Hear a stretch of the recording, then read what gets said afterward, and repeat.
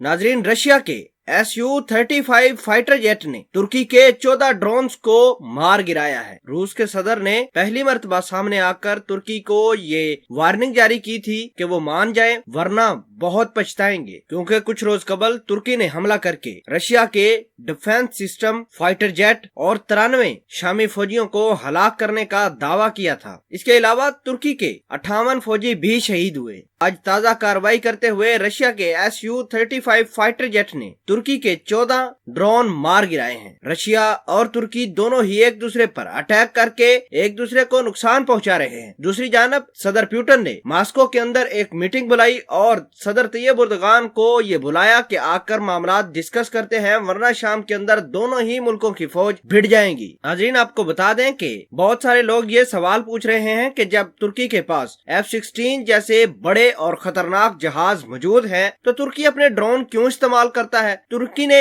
अपने 14 ड्रोन क्यों तबाह करवाए रशिया से? ये तमाम तर कहानी का आज आपको जवाब देंगे। सिर्फ छोटी सी गुजारिश है कि वीडियो के आखिर तक आप हमारे साथ रहिए। नाज़रीन, अब थोड़ा सा आपको ये बताते हैं कि अगर तुर्की के पास F-16 जहाज, बहुत सारे F-15 जहाज भी मौजूद हैं, तो फिर तुर्की अपने इन ड्रोनों को इस्तेमाल क्यों करके अपने ड्रोनों को नुकसान पहुंचा रहा है और इसका खामियाजा तुर्की आजकल भुगत भी रहा है। तो इसकी बड़ी वजह यह है कि रशिया ने सीरिया के अंदर S-300 और 2 S-400 मिसाइलों की तैनाती कर रखी है। दूसरी बात ये कि रूस ने सीरिया की एयर स्पेस को मुकम्मल तौर पर कंट्रोल करके रखा हुआ है और ये खतरनाक हथियार S-300 और S-400 मिसाइल सिस्टम किसी भी जहाज को अगर उसकी रेंज में आए तो वो छोड़ते नहीं हैं। इदलिब का वो इलाका जहां आजकल जंग हो रही है, तुर्की और रशिया आमने सामने हैं, वो पूरा का पूरा इलाका रशिया ने अपने बेसिस, अपने एयर डिफेंस मिसाइल सिस्टम से ब्लॉक किया है। इसके साथ साथ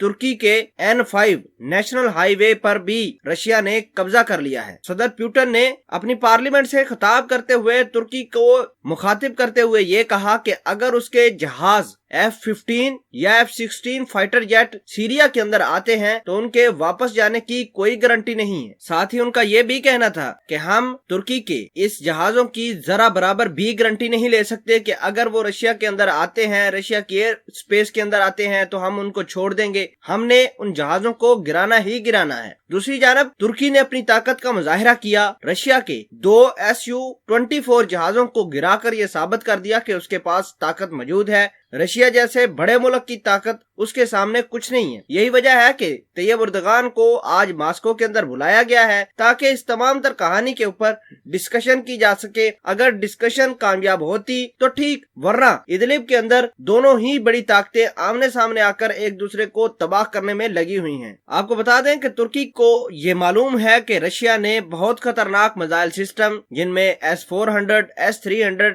सीरिया के अंदर डिप्लॉय किए हैं। इसी वजह से वो अपने जहाज नहीं भेजता बल्कि अपने ड्रोन भेज देता है। और ये ड्रोन आर्म ड्रोन्स हैं, बहुत हैवी ड्रोन हैं, जिनकी एक एक की कीमत $40 मिलियन है। और आप खुद ही हिसाब लगाइए कि 14 इनके ड्रोन तुर्की के गिरे हैं और एक एक ड्रोन की कीमत $40 मिलियन है। आप खुद ही अंदाजा लगा सकते हैं कि तुर्की को रशिया ने कितना नुकसान पहुंचाया है इन 14 ड्रोन्स को गिराकर। बहरहाल तुर्की के सदर पुतिन ने मॉस्को के अंदर तैयब एर्दोगान की दावत की है कि आए हमारे पास बैठकर मामलात को डिस्कस करते हैं। नाज़रीन, मॉस्को के अंदर हालात कैसे बनते हैं, क्या ये मामलात ठीक हो पाएंगे या नहीं, आप सिर्फ हमारे चैनल के साथ बने रहिए। इस मीटिंग का अहवाल भी हम आपको बताएंगे।